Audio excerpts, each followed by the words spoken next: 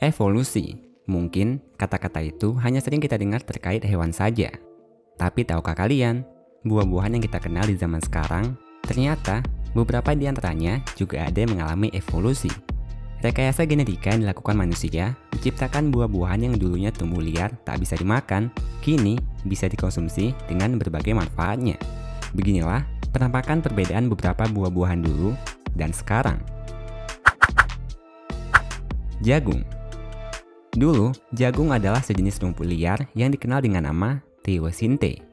Para ilmuwan kala itu mencoba membudidayakan Teosinte supaya menjadi tanaman yang lebih layak lagi untuk kedepannya.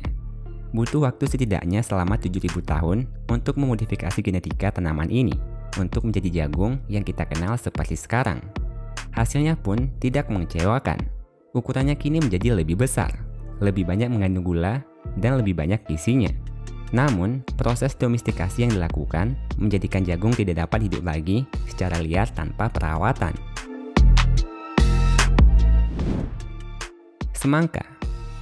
Beginilah penampakan semangka di abad ke-17.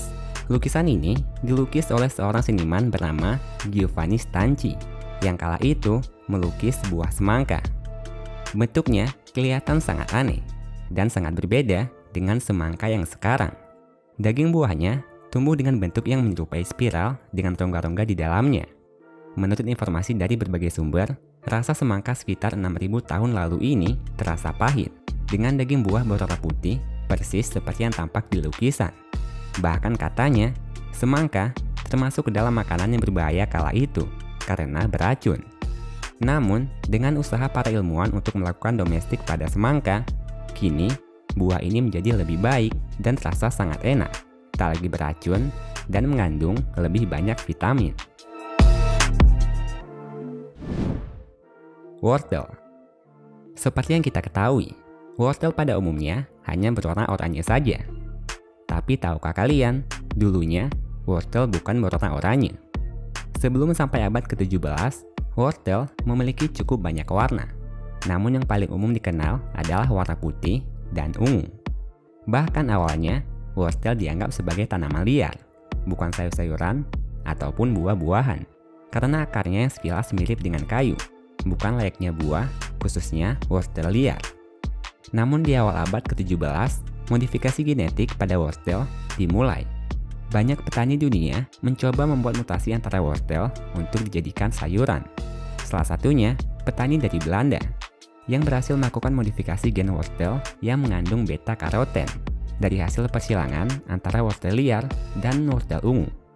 Senyawa beta-karoten merupakan senyawa penghasil warna oranye. Akibat senyawa inilah terciptanya wortel oranye yang dijadikan sayuran sampai sekarang.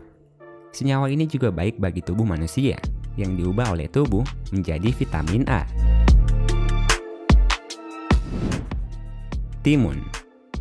Timun atau mentimun muncul pertama kali di Eropa dan Asia sekitar 11.000 tahun lalu.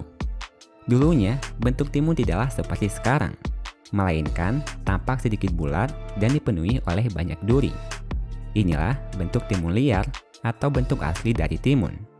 Bahkan, timun dulu mengandung senyawa yang berbahaya bagi manusia, yang merupakan pertahanan alami untuk melindungi diri dari serangga. Di awal abad ke-16, timun mulai dibudidayakan dan dilakukan domestikasi dengan merubah gennya yang awalnya beracun menjadi dapat dikonsumsi oleh manusia, hingga tercipta timun seperti yang kita kenal sekarang. Terima kasih telah menonton.